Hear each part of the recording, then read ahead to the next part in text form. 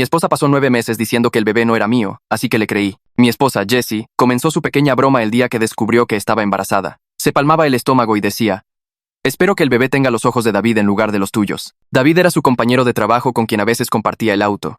Ella se reía y decía que estaba bromeando, pero luego lo volvía a hacer una hora después. Al principio traté de reírme también, porque las hormonas del embarazo hacen que la gente diga cosas raras, pero Jessie nunca paró. Todos los días hacía al menos 5 comentarios sobre que el bebé no era mío. Cuando fuimos a la primera ecografía, le dijo a la técnica: vaya, ya se parece a mi amigo David. La técnica se veía confundida, y Jessie se rió, diciendo que estaba bromeando, pero luego susurró lo suficientemente fuerte para que todos escucharan que el bebé seguro tenía la nariz de David. Cuando les contamos a sus papás sobre el embarazo, Jessie dijo: vamos a tener un bebé. Bueno, yo lo tendré. ¿Quién sabe quién es el papá? Su mamá se veía horrorizada, y Jessie dijo: relájate, ma, estoy bromeando, pero luego le guiñó un ojo a su papá como si fuera una broma interna entre ellos. En el baby shower, Jessie dio un discurso agradeciendo a todos por venir. Luego dijo que quería agradecer especialmente a David por todas sus contribuciones a esta bendición. La gente se movió incómoda.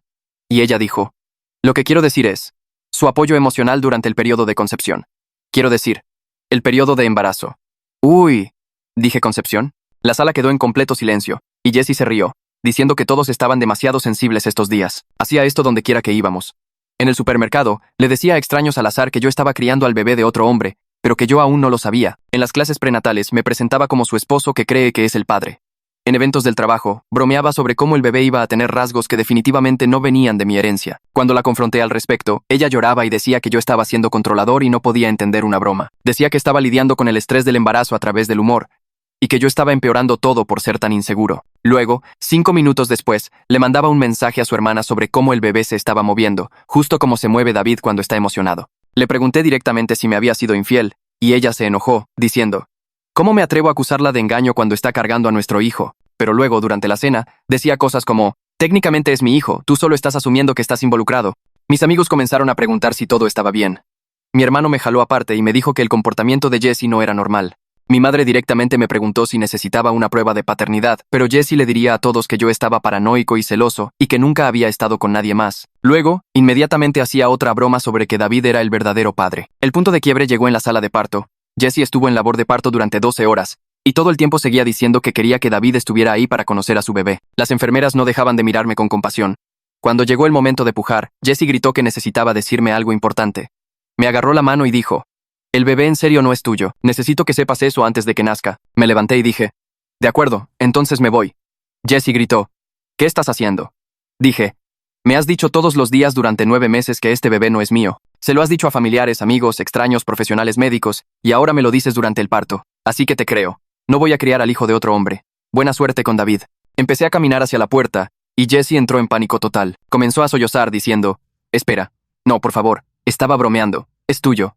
El bebé es tuyo, te lo juro. Me di la vuelta y dije: no, Jessie, no puedes torturarme durante 9 meses y luego retractarte. Fuiste muy clara en que David es el padre. Así que llama a David. El doctor intentó intervenir, diciendo que las emociones están a flor de piel durante el parto, pero yo dije: lleva diciendo esto 9 meses, no solo hoy. Jessie estaba histérica, rogándome que me quedara, diciendo que nunca había estado con David ni con nadie más. Su madre entró apresuradamente, y Jessie le gritó que me dijera la verdad.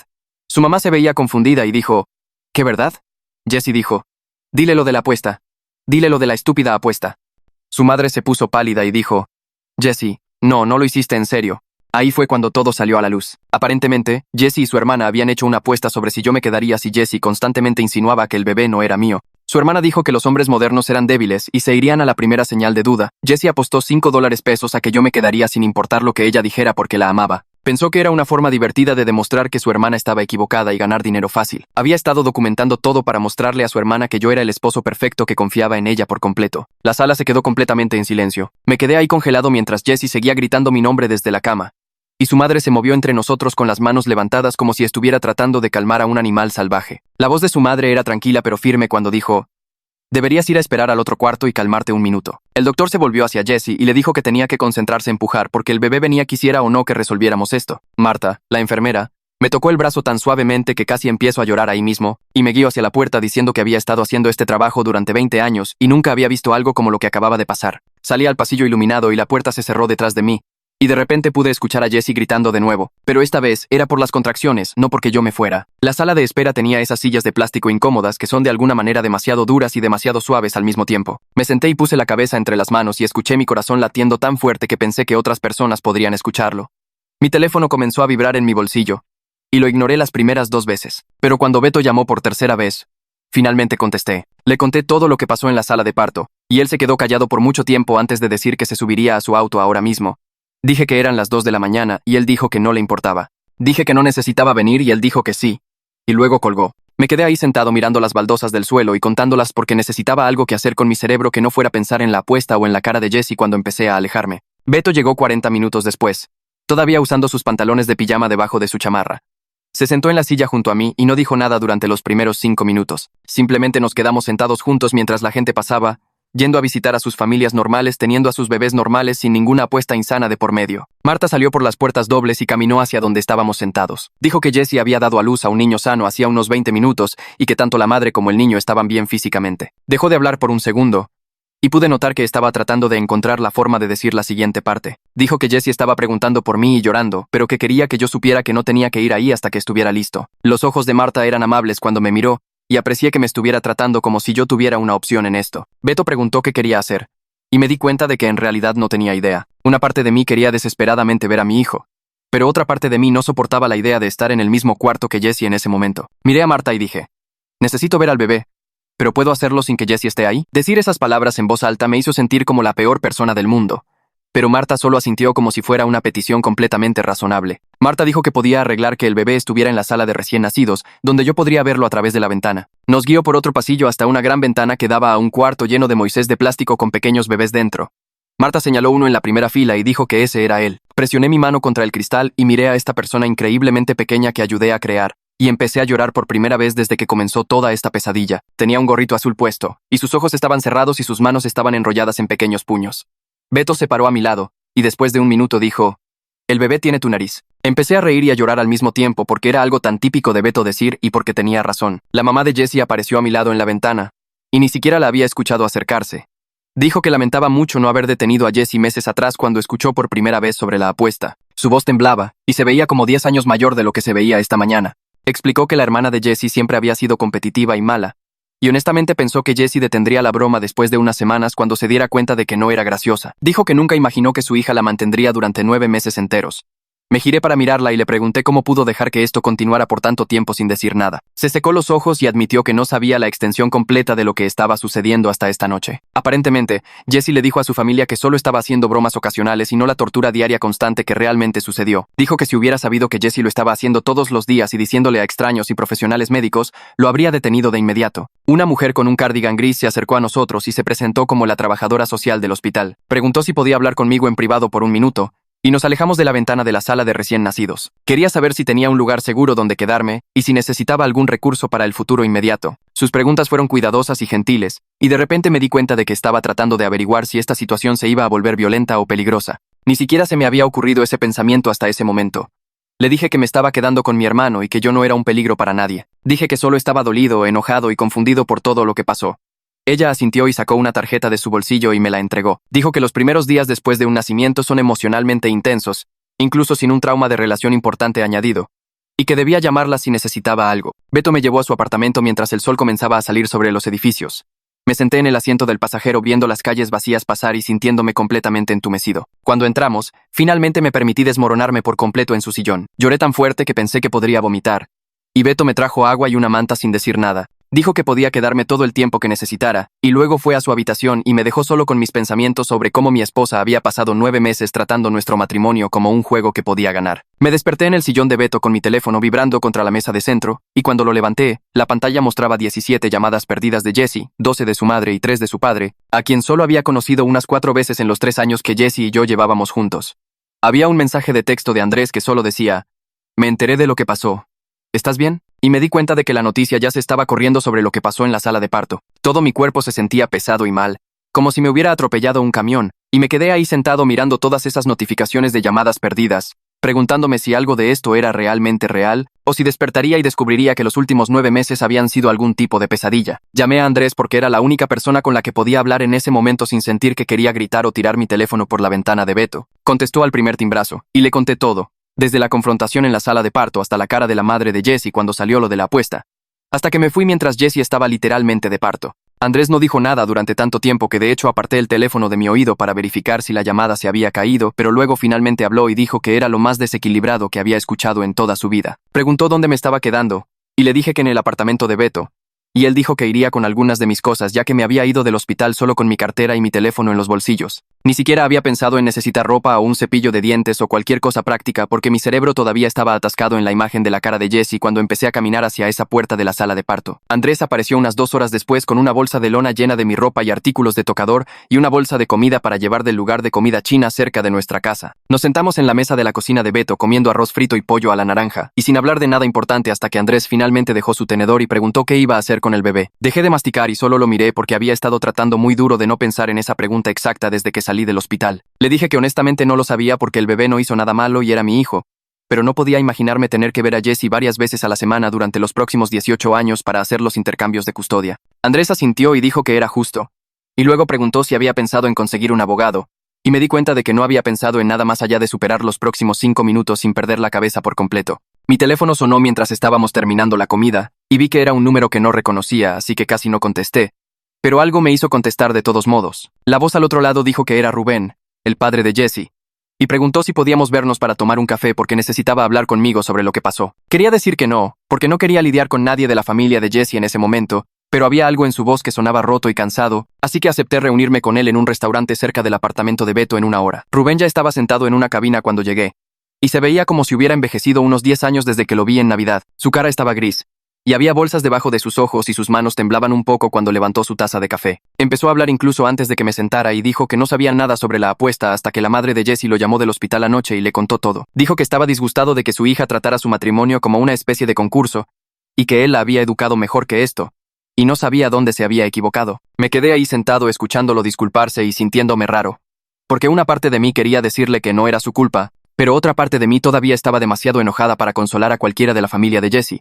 Rubén dijo que entendía si yo no podía perdonar a Jessie, y que no me culparía por irme, pero esperaba que no excluyera a mi hijo por los errores de su madre. Le dije que no estaba tratando de abandonar a mi hijo, pero que necesitaba tiempo para procesar que mi esposa había pasado 9 meses molestándome deliberadamente por dinero, y que no sabía cómo superar ese tipo de traición. Asintió como si entendiera, y luego metió la mano en el bolsillo de su saco y sacó un sobre y lo deslizó sobre la mesa hacia mí. Abrí el sobre, y dentro había un cheque por $5 a mi nombre, y solo lo miré sin entender lo que estaba viendo. Rubén explicó que había ido a la casa de la hermana de Jessie esa mañana y le había exigido que le diera el dinero de la apuesta, y ahora me lo estaba dando como un pequeño gesto para tratar de arreglar las cosas. Me sentí mal al ver ese cheque porque esto era lo que mi dolor había valido para ellos. $5, y Jessie había estado dispuesta a torturarme todos los días durante 9 meses para ganarle este dinero a su hermana. Le dije a Rubén que no quería su dinero, pero él dijo que lo tomara de todos modos porque tal vez podría usarlo para pagar un abogado, ya que supuso que probablemente necesitaría uno pronto. Doblé el cheque y lo puse en mi cartera, aunque tocarlo me dio escalofríos. Y luego Rubén y yo nos quedamos en silencio por unos minutos antes de que pagara el café y se fuera. Mi teléfono sonó de nuevo en el camino de regreso al apartamento de Beto, y esta vez era un número del hospital, lo que significaba que Jessie estaba llamando desde un teléfono del hospital ya que yo había bloqueado su número de celular. Casi no contesto, pero lo levanté en el último timbrazo e inmediatamente escuché a Jessie llorando tan fuerte que apenas podía entender lo que estaba diciendo. Estaba rogándome que fuera a ver al bebé y a hablar con ella y diciendo que sabía que se había equivocado, pero que podíamos arreglar esto si tan solo yo regresaba. Me quedé parado en la acera afuera del edificio de Beto y le dije que no había nada que arreglar porque ella había roto algo que no podía ser reparado, y ella comenzó a hiperventilarse tan mal que escuché a una enfermera quitarle el teléfono.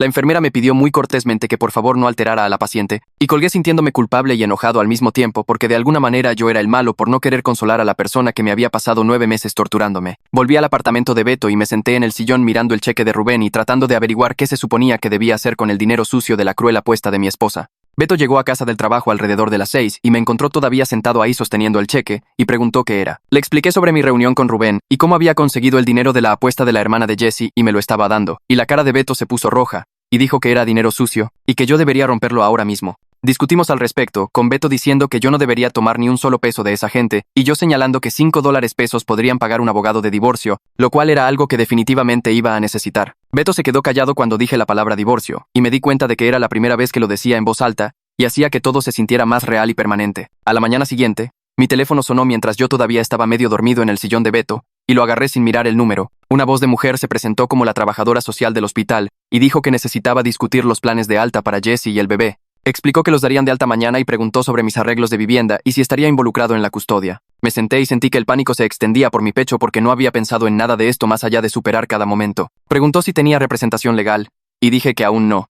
Y ella me dijo que probablemente debería conseguir alguna pronto, porque estas situaciones pueden complicarse rápidamente. Después de colgar, me quedé mirando mi teléfono por unos minutos, tratando de averiguar qué se suponía que debía hacer con la custodia de un bebé al que solo había visto a través de la ventana de la sala de recién nacidos. Beto salió de su habitación y preguntó si estaba bien, y le conté sobre la llamada. Me recordó que Andrés me había dado el número de un abogado ayer y dijo que probablemente debería llamarla hoy antes de que Jessie llegara a casa y tomara decisiones sin mí. Encontré el número en mi cartera junto al cheque de Rubén y llamé a la abogada que Andrés me recomendó. Una mujer contestó y dijo que su nombre era Heidi Zúñiga y que podía verme a las 2 de la tarde si podía ir a su oficina en el centro. Acepté y pasé el resto de la mañana tratando de no pensar en lo que le iba a decir. Beto se ofreció a acompañarme, pero dije que necesitaba hacer esto solo. La oficina de Heidi estaba en un edificio cerca del Palacio de Justicia, y cuando llegué, me llevó a una pequeña sala de conferencias con una caja de pañuelos en la mesa. Me pidió que le contara todo desde el principio, y lo hice. Empezando con la primera broma de Jessie sobre David, y terminando con la revelación de la apuesta en la sala de parto. Heidi escuchó sin interrumpir y tomó notas en un bloc amarillo. Cuando terminé, dejó su pluma y me dijo que tenía opciones, pero que necesitaba moverse rápido antes de que Jessie estableciera la custodia exclusiva por defecto. Heidi explicó que si yo quería algún tipo de arreglo de custodia, necesitaba estar involucrado desde el principio. Dijo que los tribunales consideran quién está cuidando al bebé en ese momento cuando toman decisiones de custodia más tarde. Me dijo que necesitaba ver a mi hijo regularmente, incluso si no estaba listo para lidiar con Jessie, porque de lo contrario estaría renunciando a mis derechos sin querer. Luego preguntó si yo siquiera había cargado al bebé todavía, y sentí que la vergüenza me invadía al admitir que no lo había hecho. Ella no me juzgó, pero dijo que necesitaba arreglar eso hoy porque cada día que me mantenía alejado hacía que fuera más fácil para Jessie afirmar que yo los había abandonado. Le dije que iría al hospital después de nuestra reunión, y ella dijo que era un buen comienzo. Preguntó si quería que redactara una propuesta de custodia temporal, y dije que sí, porque no sabía qué más hacer. Conduje directamente al hospital desde la oficina de Heidi y subí al piso de maternidad. Marta estaba en la estación de enfermeras, y cuando me vio, su rostro se suavizó. Pregunté si podía ver a mi hijo en la sala de recién nacidos de nuevo, y ella dijo algo mejor, y me llevó a un cuarto privado en su lugar. Se fue y regresó unos minutos después llevando un pequeño bulto envuelto en una manta azul. Cuando lo colocó en mis brazos, abrió los ojos y me miró directamente. Su cara era tan pequeña y perfecta, y sentí que algo se rompía dentro de mi pecho que dolió y sanó al mismo tiempo. Marta nos dejó solos, y me senté en la silla sosteniendo a mi hijo y tratando de entender que esta pequeña persona era mía. Hizo pequeños sonidos y movió su mano contra mi camisa. Y no podía creer que Jessie lo hubiera usado como parte de una apuesta. Me senté con mi hijo durante lo que pareció minutos y horas, solo sosteniéndolo y observándolo respirar. Traté de averiguar cómo se suponía que yo sería su padre cuando no podía soportar estar en el mismo cuarto que su madre. Marta me revisó 2 veces, y la segunda vez preguntó cuál era su nombre. Me di cuenta de que Jessie y yo nunca habíamos llegado a un acuerdo sobre un nombre porque habíamos estado peleando por ello durante meses. Ella quería ponerle el nombre de su abuelo, y yo quería ponerle el nombre de mi papá, y nunca habíamos llegado a un compromiso. Le dije a Marta que aún no habíamos decidido, y ella dijo que necesitaban un nombre para el acta de nacimiento pronto. Estaba a punto de decir algo más cuando escuché un sonido en la puerta. Jessie estaba sentada ahí en una silla de ruedas, e inmediatamente me puse rígido. Simplemente se quedó ahí llorando sin hacer ruido mientras yo sostenía a nuestro hijo. Se veía terrible con ojeras debajo de sus ojos, y su cabello recogido en una cola de caballo desordenada. Ninguno de los dos dijo nada durante un largo momento, y luego ella susurró que quería ponerle el nombre de mi padre si estaba bien. Estaba tan sorprendido que casi dejó caer al bebé, porque habíamos estado discutiendo sobre nombres durante meses, y ella se había negado incluso a considerar el nombre de mi papá. Dijo que sabía que no arreglaba nada, pero quería que yo supiera que lo lamentaba, y ponerle el nombre de mi padre era la única forma en que se le ocurría demostrarlo. Le dije a Jessie que podíamos ponerle el nombre de mi papá, pero que eso no cambiaba nada entre nosotros. Ella asintió como si hubiera esperado que yo dijera eso, y más lágrimas corrieron por su rostro. Nos sentamos en un doloroso silencio durante unos minutos conmigo sosteniendo a nuestro hijo, y ella mirando desde la puerta. Una enfermera entró para llevarse al bebé para alimentarlo, y Jessie preguntó si iba a volver a casa. Su voz era tan pequeña y esperanzada que por un segundo, casi dije que sí. Le dije a Jessie que me quedaría con Beto por ahora, y que resolveríamos los arreglos de custodia a través de abogados. Ella comenzó a llorar más fuerte y dijo que no podía hacer esto sola. Le recordé que ella eligió hacer una apuesta sobre nuestro matrimonio, y ahora tenía que vivir con las consecuencias de tratarme como un experimento. Preguntó cuánto tiempo iba a castigarla, y dije que no la estaba castigando, me estaba protegiendo a mí mismo. La enfermera se llevó al bebé y se fue, y Jessie y yo nos quedamos ahí mirándonos a través de una distancia que se sentía como kilómetros. Preguntó si al menos iría a visitar al bebé en casa, y dije que resolvería algo a través de mi abogada.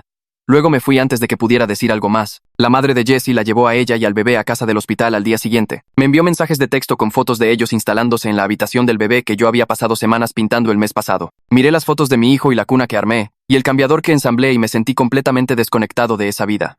Era como ver fotos de la familia de otra persona en la casa de otra persona. La madre de Jessie envió otro mensaje de texto preguntando si quería ir a ver al bebé más tarde. Y no respondí porque no sabía qué decir. Heidi me llamó esa tarde y dijo que había redactado una propuesta de custodia temporal. Explicó que me daría visitas regulares mientras el bebé se quedaba principalmente con Jessie ya que estaba amamantando. La propuesta incluía visitas nocturnas una vez que el bebé tuviera unos meses y llevarlo los fines de semana cuando fuera mayor. La escuché describir cómo yo sería un visitante en la vida de mi hijo y me sentí enfermo. Le dije que sonaba práctico, y ella dijo que se la enviaría al abogado de Jessie una vez que yo contratara uno para ella. Acepté todo porque ¿qué más podía hacer? Después de colgar, me senté en el sillón de Beto y pensé en cómo iba a ser un padre a tiempo parcial porque mi esposa hizo una apuesta. Mi hijo crecería sabiendo que su papá no vivía con él. Y algún día tendría que explicar por qué. Tendría que decirle que su madre pasó 9 meses haciendo bromas sobre que él no era mío, y yo le había creído lo suficiente como para irme. Puse la cabeza entre las manos y traté de no pensar en todos los momentos que me iba a perder porque Jessie quería ganar $5 de su hermana. 3 días después conduje a la casa para buscar más ropa porque me estaba quedando sin ropa limpia en casa de Beto. Estacioné en la entrada y me quedé ahí por un minuto mirando la puerta principal por la que había caminado miles de veces antes. Todo se veía exactamente igual por fuera, pero yo sabía que nada adentro se sentiría igual otra vez. Usé mi llave y entré en silencio, esperando que Jessie pudiera estar dormida o en casa de su madre. La sala estaba un desorden con suministros de bebé por todas partes y platos apilados en la mesa de centro. Me dirigí directamente al dormitorio, pero me detuve cuando escuché un llanto suave proveniente de la habitación del bebé. Miré por el umbral y vi a Jessie sentada en la mecedora sosteniendo a nuestro hijo contra su pecho. Se veía terrible con ojeras debajo de sus ojos y su cabello recogido en un nudo desordenado. Su camiseta tenía manchas de leche en el hombro y se estaba meciendo de un lado a otro mientras las lágrimas corrían por su rostro. Por solo un segundo, me sentí mal por ella porque se veía tan exhausta y sola. Luego recordé por qué estaba sola y la simpatía desapareció. Me di la vuelta y fui al dormitorio a empacar.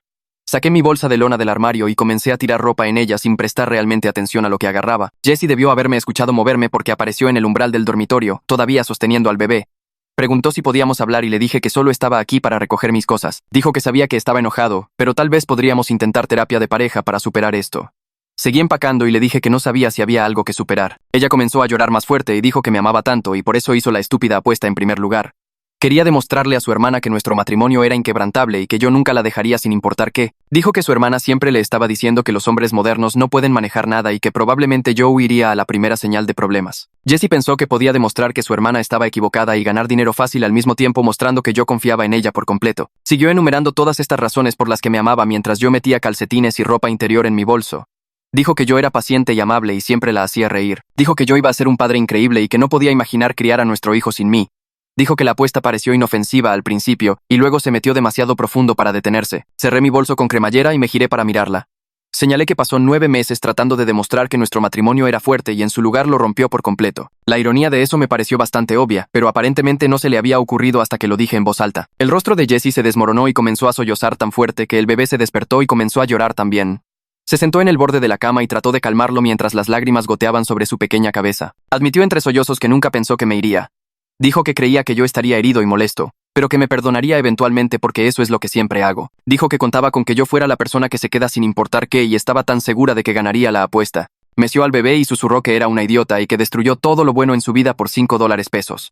Al escucharla hablar, me di cuenta de que tenía razón en una cosa. Yo siempre la perdonaba por cosas. Cuando olvidó mi cumpleaños el año pasado, la perdoné. Cuando gastó nuestros ahorros de vacaciones en una juerga de compras, la perdoné. Cuando hacía bromas a mi costa frente a nuestros amigos, la perdoné.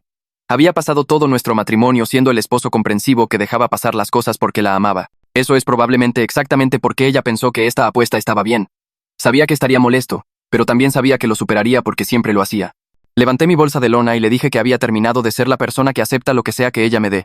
Me miró con ojos rojos e hinchados y preguntó qué quería decir. Dije que quería decir que estaba cansado de ser tratado como si mis sentimientos no importaran y no iba a seguir perdonándola solo porque eso es lo que siempre hice antes. Intentó alcanzar mi mano pero me alejé y salí mientras ella seguía llorando. Regresé al apartamento de Beto y dejé caer mi bolso en el suelo sintiéndome completamente agotado. Una hora después, Andrés apareció con cerveza y pizza diciendo que Beto le había enviado un mensaje de texto de que tal vez necesitaría compañía. Nos sentamos en el sillón comiendo y bebiendo y Andrés habló sobre cosas al azar como su nuevo proyecto en el trabajo y alguna película que vio el fin de semana pasado. No mencionó a Jessie ni al bebé ni una sola vez y le agradecí eso. Era la primera vez en días que me sentía casi normal sentado ahí con mi mejor amigo, solo existiendo sin tener que procesar nada pesado. Andrés supo exactamente cuándo presionarme para hablar y cuándo simplemente dejarme estar en silencio. Después de que se fue, me di cuenta de la suerte que tenía de tener gente como él y Beto que se presentaban para mí sin hacerlo raro o complicado. La noche siguiente conduje de regreso a la casa porque necesitaba ver a mi hijo, incluso si eso significaba tratar con Jessie. Cuando llegué, Jessie me vio llegar e inmediatamente agarró su bolso y se fue por la puerta trasera para darme espacio. Encontré a mi hijo en su cuna mirando el móvil sobre él. Lo levanté y me senté en la mecedora sosteniéndolo cerca mientras hacía pequeños ruidos de bebé.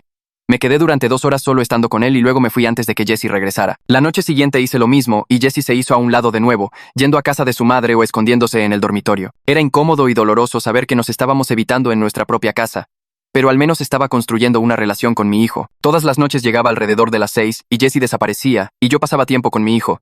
Desarrollamos esta rara rutina donde nunca teníamos que vernos, pero ambos teníamos tiempo con el bebé. Mi hijo tenía 2 semanas cuando alguien llamó a la puerta del apartamento de Beto a las 9 de la noche. Beto abrió y escuché una voz de mujer que decía que necesitaba hablar conmigo. Caminé y vi a la hermana de Jessie parada en el pasillo. Empezó a decir algo, pero le cerré la puerta en la cara sin decir una palabra. Inmediatamente comenzó a gritar a través de la puerta sobre cómo era solo una broma y yo estaba reaccionando exageradamente. Dijo que Jessie se estaba desmoronando y yo estaba siendo cruel al negarme a perdonarla por algo tan pequeño. Siguió gritando que no era tan grave y que yo necesitaba dejar de ser tan sensible. Su voz se hizo más fuerte mientras decía: las familias se perdonan y yo estaba destruyendo mi matrimonio por nada. Me quedé parado al otro lado de la puerta temblando de ira mientras ella continuaba su perorata sobre cómo yo debería comportarme como un hombre y superarlo. Beto se acercó y abrió la puerta lo suficiente para decirle que si no se iba en ese momento, llamaría a la policía. La hermana de Jessie dijo que tenía todo el derecho de estar ahí y que no se iría hasta que yo hablara con ella. Beto sacó su teléfono y comenzó a marcar y ella finalmente retrocedió. Sin embargo, antes de irse, gritó una vez más que yo estaba destruyendo a mi familia por una estúpida broma y que algún día lamentaría ser tan terco. Escuché sus pasos bajando por el pasillo y luego silencio. Me senté en el sillón con las manos temblando y el corazón acelerado. Beto se sentó a mi lado y dijo que algunas personas están simplemente rotas por dentro y no hay nada que puedas hacer para arreglarlas. Dijo que la hermana de Jessie era una de esas personas que nunca entendería por qué lo que hizo estaba mal. 2 días después, Heidi llamó con una actualización sobre la situación de la custodia. Dijo que el abogado de Jessie había revisado la propuesta y Jessie aceptó todo sin pelear. Me sorprendió porque esperaba que ella se opusiera o pidiera cambios, pero aparentemente simplemente firmó todo. Heidi dijo que el arreglo de custodia temporal comenzaría de inmediato, dándome visitas regulares mientras el bebé se quedaba principalmente con Jessie ya que estaba amamantando. Luego Heidi hizo una pausa y dijo que el abogado de Jessie había preguntado si yo estaría dispuesto a intentar la terapia de pareja antes de que avanzáramos con los papeles de divorcio. Heidi dijo que dependía completamente de mí y que ella apoyaría lo que yo decidiera. Le dije que no estaba seguro acerca de la terapia y que necesitaba tiempo para pensarlo. Dijo que me tomara todo el tiempo que necesitara y que le avisara cuando tomara una decisión. Le dije a Heidi que lo pensaría y colgamos. Esa noche me acosté en el sillón de Beto mirando el techo preguntándome si me estaba rindiendo demasiado fácil en mi matrimonio. Una parte de mí pensó que tal vez debería intentar la terapia porque teníamos un hijo juntos y no debería al menos intentarlo todo antes de darlo por terminado. Pero luego recordé la cara de Jessie en la sala de parto cuando pensó que realmente me iba. Solo entró en pánico cuando se dio cuenta de que iba en serio al irme. Solo le importó perderme cuando se volvió real en lugar de teórico. Todos esos meses de bromas y comentarios sobre David siendo el padre no le molestaron porque sabía que yo me quedaría. Solo comenzó a importarle cuando le planté cara y le demostré que sí tenía límites después de todo. Me di la vuelta y me cubrí con la manta tratando de dormir, pero mi mente seguía girando con las mismas preguntas una y otra vez. A la mañana siguiente llamé a Heidi y le dije que intentaría una sesión de terapia solo para ver si había algo que valiera la pena salvar. Dijo que conocía a alguien que trabajaba con parejas que lidiaban con problemas de confianza y me enviaría la información de contacto. El nombre de la terapeuta era Dra. Rosas y su primera cita disponible era el martes siguiente, lo que me dio una semana para prepararme para sentarme en un cuarto con Jessie donde no podía simplemente salir. Heidi me envió los detalles y me quedé mirando la confirmación de la cita en mi teléfono preguntándome en qué me estaba metiendo. Esa tarde fui a la casa para ver a mi hijo y encontré a Jessie en la habitación del bebé alimentándolo.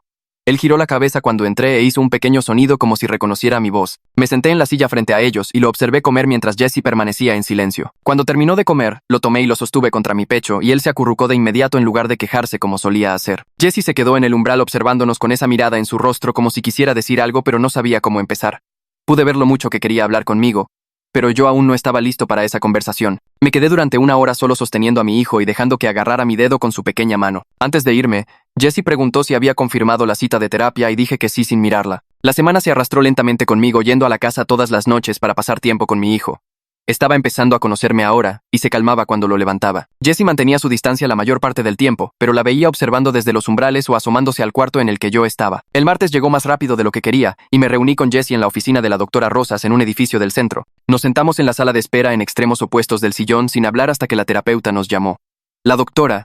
Rosas era una mujer de unos 50 años con canas y ojos amables que nos dijo que nos sentáramos donde nos sintiéramos cómodos.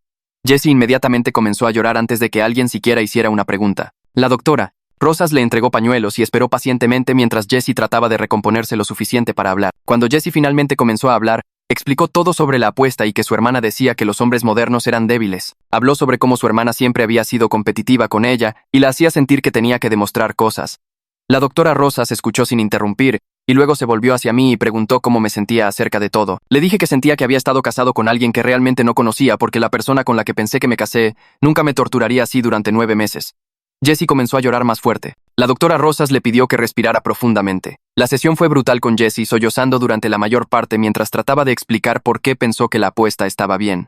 La doctora Rosas le preguntó a Jessie si entendía por qué constantemente decirme que el bebé no era mío era dañino, y Jessie asintió pero siguió diciendo que pensó que yo sabía que estaba bromeando. Señalé que se supone que las bromas son graciosas y no había nada gracioso en pasar 9 meses cuestionando si estaba a punto de criar al hijo de otro hombre. La doctora Rosas escribió algunas notas y le preguntó a Jessie si tenía un patrón de buscar la aprobación de su hermana. Jessie admitió que sí, y que la opinión de su hermana le importaba más de lo que debería. Luego, la doctora Rosas hizo la pregunta que pareció golpear más fuerte a Jessie, que era si había considerado mis sentimientos tan importantes como ganar la apuesta. Jessie se quedó en silencio por mucho tiempo antes de admitir que realmente no había pensado en mis sentimientos en absoluto. Dijo que estaba tan concentrada en demostrar que su hermana estaba equivocada y ganar el dinero que no consideró cuánto daño estaba haciendo. La doctora Rosas preguntó si Jessie entendía por qué eso era un problema serio en un matrimonio, y Jessie finalmente pareció comprender la magnitud de lo que realmente había hecho. Su rostro cambió como si algo hiciera clic en su cabeza y me miró con una expresión de comprensión real por primera vez. Salimos de la sesión con tareas sobre la reconstrucción de la confianza, que la doctora Rosas imprimió para ambos. Tomé mi paquete y caminé hacia mi auto sin decirle nada a Jessie. Esa noche me envió un mensaje de texto diciendo que entendía si yo no podía perdonarla, pero que esperaba que le diera una oportunidad de demostrar que había cambiado. No respondí porque no estaba seguro de querer hacer el trabajo que la terapeuta asignó. Al día siguiente, Beto me preguntó durante el desayuno si iba a intentar que el matrimonio funcionara. Le dije que no lo sabía, y él dijo que estaba bien, pero que no lo hiciera solo porque teníamos un hijo juntos. Me recordó que mucha gente tiene una crianza compartida exitosa sin estar casados, y que yo merecía estar con alguien que me tratara con respeto básico. Sus palabras se quedaron conmigo durante días mientras seguía con las visitas a mi hijo y evitaba conversaciones reales con Jessie. La doctora Rosas programó nuestra segunda sesión para la semana siguiente, y fui a pesar de que no estaba seguro de por qué. Esta vez le dije a la terapeuta de inmediato que no estaba seguro de poder superar la traición sin importar cuánto trabajo hiciéramos. La doctora Rosas dijo que era un sentimiento válido y preguntó qué necesitaba yo para sentirme seguro en la relación de nuevo. No pude responder porque honestamente no sabía si algo podía arreglar lo que Jessie había roto. Jessie preguntó qué podía hacer para arreglar esto y le dije honestamente que no sabía si algo podía arreglarlo. Se veía devastada, pero la doctora Rosas dijo que la honestidad era importante incluso cuando dolía. Salimos de esa sesión con más tarea, pero yo todavía no estaba haciendo nada. Mi hijo cumplió 6 semanas y me di cuenta de que estaba pasando más tiempo en la casa que en el apartamento de Beto. Jessie y yo estábamos teniendo conversaciones reales de nuevo sobre cosas normales como lo que dijo el pediatra o cuándo comió el bebé por última vez. Las conversaciones eran cuidadosas y se mantenían en la superficie, pero no eran hostiles, lo que se sintió como algún tipo de progreso. Una noche, Jessie me mostró su teléfono donde había bloqueado por completo a su hermana en cada plataforma. Dijo que también había comenzado a ver a su propia terapeuta para trabajar en por qué necesitaba tan desesperadamente la aprobación de su hermana. Miré el contacto bloqueado y las confirmaciones de las citas de terapia y aprecié que estuviera intentando, pero todavía no estaba seguro de que fuera suficiente. Una parte de mí quería creer que podía cambiar, y una parte de mí pensó que estaba siendo estúpido por siquiera considerarlo. Fuimos a nuestra tercera sesión de terapia y la doctora Rosas notó que estábamos sentados más cerca en el sillón. Preguntó si yo estaba dispuesto a volver a casa a prueba para ver si podíamos reconstruir lo que habíamos perdido. Dije que lo pensaría, y Jessie se veía esperanzada por primera vez en semanas. Toda su cara se iluminó solo por decir que lo consideraría, lo que me hizo darme cuenta de cuán bajas se habían vuelto sus expectativas. Llamé a Andrés al día siguiente y le pregunté si podía ir a su casa para hablar. Dijo que claro, y cuando llegué a su lugar tenía café listo y nos sentamos en su porche trasero. Le dije que estaba pensando en volver a casa y él escuchó sin interrumpir. Cuando terminé, preguntó si lo estaba haciendo porque quería o porque me sentía obligado. Me quedé sentado por un minuto tratando de averiguar cómo responder y finalmente admití que ya no sabía la diferencia. Andrés asintió y dijo que eso era probablemente algo que necesitaba averiguar antes de tomar cualquier decisión. No estaba siendo duro al respecto, pero tampoco me estaba dejando en paz. Hablamos durante otra hora sobre lo que realmente quería versus lo que se sentía como lo correcto. Para cuando me fui todavía no tenía respuestas, pero al menos sabía qué preguntas hacerme. Pasé los siguientes 2 días pensando en ello, y finalmente decidí que volvería a casa, pero dormiría en el cuarto de invitados. Se sintió como un compromiso razonable entre estar presente para mi hijo y protegerme de ser herido de nuevo. Le envié un mensaje de texto a Jessie y le pregunté si podíamos hablar y me llamó de inmediato. Le dije mi decisión y ella aceptó tan rápido que apenas terminé de explicar. Dijo que estaba simplemente agradecida de tenerme en la casa y respetaría cualquier límite que yo necesitara. Pasamos una hora por teléfono estableciendo reglas sobre comunicación, respeto y espacio personal. Jessie escribió todo y dijo que lo imprimiría para que ambos tuviéramos copias. Cuando regresé 3 días después, la lista de límites impresa estaba en la barra de la cocina con la firma de Jessie al pie y un espacio para la mía. Volver a vivir juntos fue extraño en formas que no esperaba. Éramos corteses el uno con el otro como compañeros de cuarto que casualmente tenían un bebé juntos. Coordinamos el cuidado del bebé y nos turnamos con las tomas nocturnas y mantuvimos nuestras interacciones centradas en cosas prácticas. No había intimidad ni calidez entre nosotros, pero tampoco había hostilidad. Existíamos en el mismo espacio y cuidábamos a nuestro hijo y evitábamos hablar de cualquier cosa más profunda que cambios de pañal o citas con el pediatra. Guardé mis cosas en el cuarto de invitados y Jessie se quedó en nuestro dormitorio y nos dimos espacio. La casa se sentía más grande de alguna manera con ambos tratando de no ocupar demasiado espacio. Mi hijo estaba creciendo y alcanzando sus hitos y yo estaba ahí para todo, lo que se sentía importante. Pero todas las noches iba al cuarto de invitados y cerraba la puerta y me preguntaba si esto era sostenible a largo plazo. Jessie llamó a mi puerta una noche unas 2 semanas después de que regresé. Abrí y ella estaba parada ahí en pijama luciendo nerviosa. Preguntó si pensaba que alguna vez sería capaz de perdonarla. Le dije honestamente que no lo sabía. Ella asintió y dijo que entendía, y nos quedamos ahí parados por un minuto sin saber qué más decir. Luego me dio las buenas noches y se fue a su habitación y yo volví a la mía. Ninguno de los dos volvió a mencionarlo, pero la pregunta flotaba en el aire entre nosotros. Mi hijo cumplió 3 meses y comenzó a sonreír a todo. Jessie estaba haciendo la cena una noche y dijo algo sobre cómo el bebé sonreía al ventilador de techo como si fuera la cosa más interesante del mundo. Me reí sin pensarlo y luego me contuve. Me di cuenta de que estaba empezando a relajarme cerca de ella de nuevo, y eso me asustó. No quería perdonarla demasiado fácilmente, pero tampoco quería aferrarme al enojo para siempre. Esa noche me acosté en el cuarto de invitados pensando en lo agotador que era estar enojado todo el tiempo, pero luego recordaba su cara en la sala de parto y el enojo regresaba. Me sentía atascado entre querer seguir adelante y necesitar protegerme de ser herido de nuevo. Teníamos programada otra sesión de terapia y no estaba seguro de lo que iba a decir. Cuando llegamos, la terapeuta notó que algo había cambiado entre nosotros. Preguntó si estábamos listos para hablar sobre avanzar en lugar de solo procesar el pasado. Jessie me miró con esta expresión esperanzada y dije tal vez. La terapeuta pareció complacida y nos dio nueva tarea sobre reconstruir la intimidad en pequeños pasos.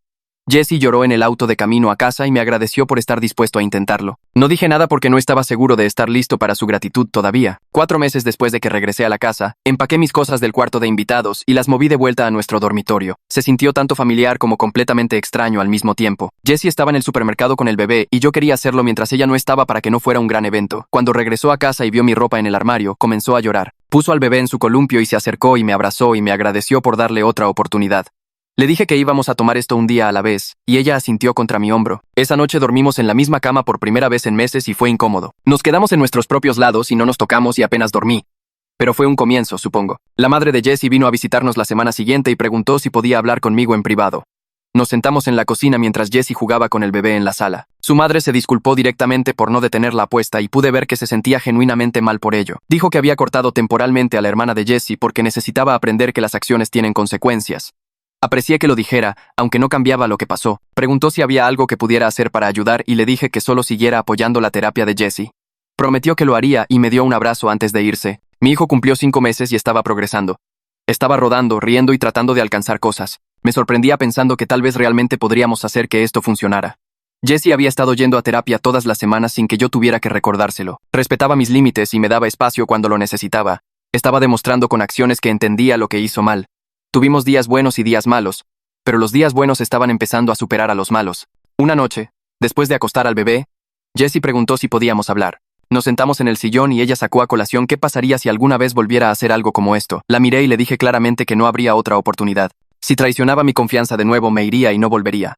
Prometió que entendía y dijo que pasaría el resto de su vida compensándome por esto. Quería creerle, pero una parte de mí probablemente siempre estaría esperando que pasara lo peor. Unas semanas después, Andrés vino a cenar y lo observé mientras interactuaba conmigo y con el bebé. Ella estaba atenta sin ser insistente, y me daba espacio cuando lo necesitaba y preguntaba antes de tocarme el brazo o acercarse demasiado. Después de comer, Andrés preguntó si podía hablar conmigo afuera y nos quedamos en el porche trasero mientras Jessie limpiaba adentro. Miró por la ventana mientras ella lavaba los platos y dijo que podía ver que realmente estaba intentando y que le parecía genuino. Le dije que yo era cautelosamente optimista, lo que se sentía enorme en comparación con donde había estado 6 meses atrás cuando ni siquiera podía mirarla. Andrés me dio una palmada en el hombro y dijo que eso era suficiente por ahora. La semana siguiente, Jessie sacó a colación nuestro aniversario que se acercaba en 2 meses, y preguntó si yo consideraría renovar nuestros votos como una forma de empezar de cero. Me sorprendió encontrarme realmente pensando en ello en lugar de decir inmediatamente que no. Nos sentamos en la mesa de la cocina después de que el bebé se durmió y hablamos sobre lo que eso significaría y qué promesas haríamos esta vez.